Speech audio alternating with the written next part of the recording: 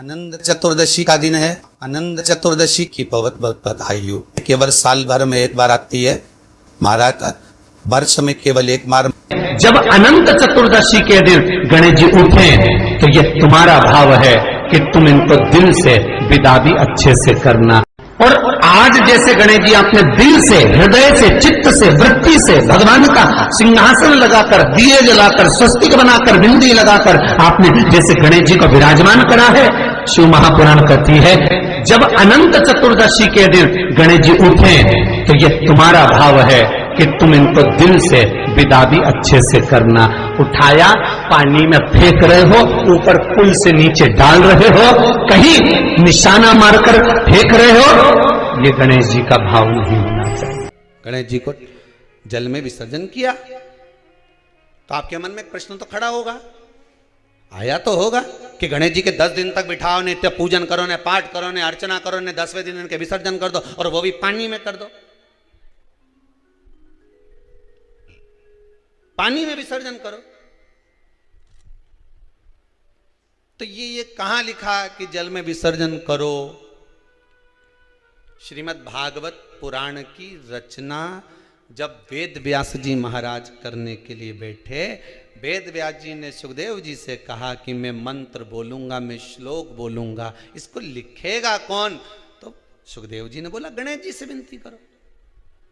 गणेश जी से कहा कि आप लिखोगे? गणेश जी बोले मैं लिखने को तैयार हूं, पर बोलते बोलते तुम रुक गए तो मैंने भी लिखना छोड़ दूंगा, उसके बाद मैं भागवत को विराम दे दूंगा, मैं आगे नहीं लिखूंगा। अब वेद व्यास जी बड़े चक्कर में पड़ गए, क्या करें? तो गणेश जी से कहा मेरे श्लोकों में कुछ गड़बड़ी हो सकती है, उसमें से गलती को छांटना पड़ेगा, फिर लिखना पड़ेगा। कितना सुंदर संबोधन श्री वेद व्यास जी ने कहा कि मैं जो श्लोक बोलूंगा आपको लिखने के लिए है, उसमें मैं कुछ गलती करूंगा, उस गलती को छांटना है, तब श्लोक लिखना है। क्यों कहा वेद व्यास जी ने ये बात? गणेश जी भगवान है, वेद व्यास जी कहते हैं मैं तो संसारिक मनुष्य हूं ना, गलती तो कर सकता हूं। गलती कौन करता है? जम के बोलो भगवान गलती करता है क्या? नहीं, गलती कौन करेगा? मनुष्य। गलती मानव करेगा, गलती मनुष्य करेगा। और गलती करने के बाद अगर हमसे अपनी जिंदगी में कोई गलती हो जाती है तो एक बार क्षमा मांगने में कुछ जाता है क्या? प्रणाम करने में कुछ जाता है क्या? निवेदन करने में कुछ जाता है क्या? नहीं। गलती हो गई मुझसे, तो गणेश जी आप गलती को छांटना, लिखना। गणेश जी महाराज लिखने बैठ गए। लिखते लिखते लिखते लिखते 10 दिन हो गए गणेश जी महाराज को। शरीर में ताप पड़ने लगा गणेश जी महाराज के। वेद व्यास जी ने गणेश जी के हाथ का स्पर्श करा तो शरीर तो तप रहा था। वेद व्यास जी ने वहीं पर श्रीमद् भागवत के श्लोकों को विराम दे दिया। अब नहीं बोले। गणेश जी लिखते लिखते लिखते लिखते लिखते लिखते थक गए, ताप पड़ गया, शरीर गर्म हो गया। वेद व्यास जी ने कब करूं क्या? 10 दिन से लिख रहे हैं और शरीर पर ताप पड़ रहा है, करा क्या जाए? उन्होंने गणेश जी का हाथ पकड़ा, उठाया और कहा चलो प्रभु हमारे साथ में। वेद व्यास जी गणेश जी को ले गए और ले जाकर शीतल जल में श्री गणेश जी महाराज को बिठा दिया। गणेश जी को पानी के अंदर उनको विराजमान कर दिया कि अब आप ताप को थोड़ा ठंडा कर लीजिए। शीतल जल में बिठाया। उस दिन से नियम हो गया कि 10 दिन गणेश जी बैठते हैं और फिर उनका विसर्जन होता है पानी के अंदर, जल के अंदर। शरीर का ताप मिट जाए। तो गणेश जी ने वचन दिया है वेद व्यास जी महाराज को, आपने मेरे ताप को मिटाने के लिए मुझे जल में बिठाया है। जो मुझे जल में विसर्जन करेगा मेरा ताप तो मिटेगा ही, साथ में जो मुझे जल में विसर्जन करेगा उसके जीवन के भी ताप को मैं मिटा दूंगा, उसके जीवन के ताप को मैं मिटा दूंगा। ताप मिटा दिया।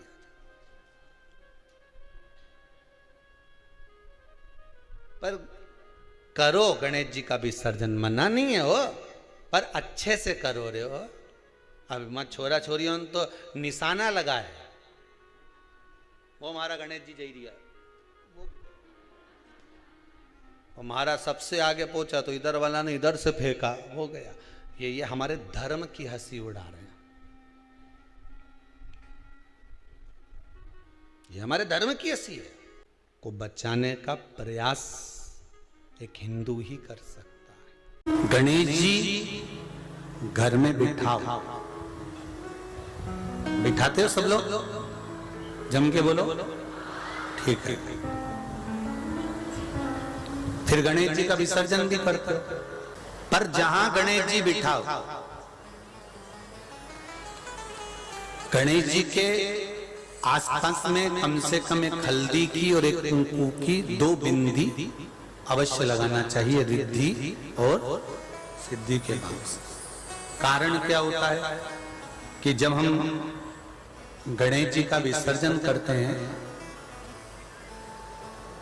तब हमारे घर में से रिद्धि सिद्धि नहीं जाना चाहिए। जब हम गणेश जी का विसर्जन करें तो वो जो 2 बिंदी हमने हल्दी और कुंकू की लगाई है वो रिद्धि सिद्धि के रूप में हमारे घर में रहना चाहिए। कि बहू हमारे घर में, बेटा भले कहीं पर भी जाए घूम फिर कर वापिस आएगा, बेटा भले जाए फिर आ जाएगा, कोई कार्य से गया होगा, कोई कारण से गया होगा। तो गणेश जी बिठाने वालों को ये स्मरण होना चाहिए कि गणेश जी का विसर्जन हो पर रिद्धि सिद्धि का विसर्जन। 2 बिंदी जहां गणेश जी बिठाए उस दीवार पर हल्दी और कुंकू की लगा दीजिए कि रिद्धि सिद्धि हमारे घर में। गणेश जी वहां से उड़ भी गए, गणेश जी वहां से चले भी गए, गणेश जी वहां से विसर्जन भी हो गए, तो रिद्धि सिद्धि हमारे घर में, क्योंकि बहू का घर में होना जरूरी है, रिद्धि सिद्धि का घर में होना जरूरी है। और जहां रिद्धि सिद्धि होगी गणेश जी वहां आएंगे निश्चित है। और नीवी आए तो फोन तो आ ही जाएगा। जहां बहू रहेगी, मायके चली जाती है रक्षाबंधन पर, 30 त्योहार पर, तो क्या भेरू फोन नहीं लगाए जगदम्बा को? बोले ईमानदारी से लगाए, फोन तो जाएगा।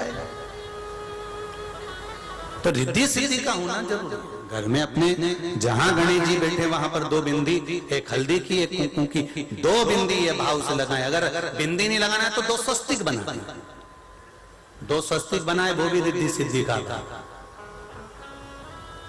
हमारे घर में। महापुराण कहती है जब अनंत चतुर्दशी के दिन गणेश जी उठे तो ये तुम्हारा भाव है कि तुम इनको दिल से विदा भी अच्छे से करना। उठाया, पानी में फेंक रहे हो, ऊपर पुल से नीचे डाल रहे हो, कहीं निशाना मारकर फेंक रहे हो, ये गणेश जी का भाव नहीं होना चाहिए।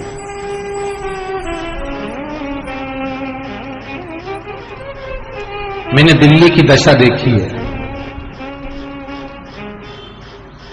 एक बार